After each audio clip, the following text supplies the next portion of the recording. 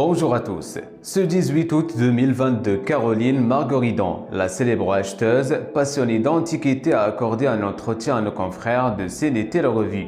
Dans les rubriques de magazine, la belle blonde, qui a accepté le défi de jeu télévisé Fort Boyard, pour la deuxième fois, a évoqué les demandes en mariage qu'elle reçoit virtuellement de la part des admirateurs, mais aussi le show à faire conclu, qui lui a permis de gagner une notoriété de tout premier plan, national et international. Depuis 2017, elle est donc l'une des acheteuses emblématiques de programmes diffusés sur France 2. Mais tout aurait pu s'arrêter pour elle si elle n'avait pas été encouragée par la présentatrice télé Sophie Davant.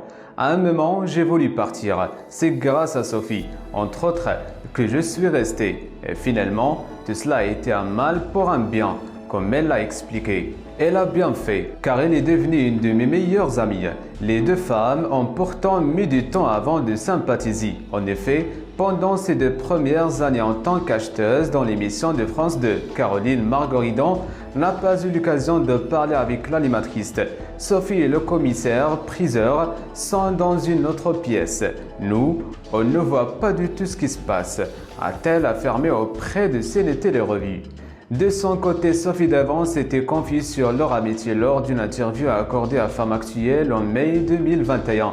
Elle révélait alors avoir tout fait pour la protéger de la célébrité et de la manière dont Caroline Margoridon gérait ses réseaux sociaux.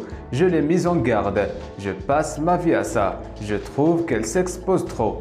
Il y a toujours un revers de la médaille à ça. J'essaye de lui expliquer, mais c'est difficile, avait-elle lancé, en précisant au sujet des membres d'affaires conclus qu'ils sont livrés à la notoriété et que ça peut être grisant. C'est la fin de ce rendez-vous. N'oubliez pas de réagir sur la section de commentaires et d'activer la cloche de notification. Merci et à très bientôt.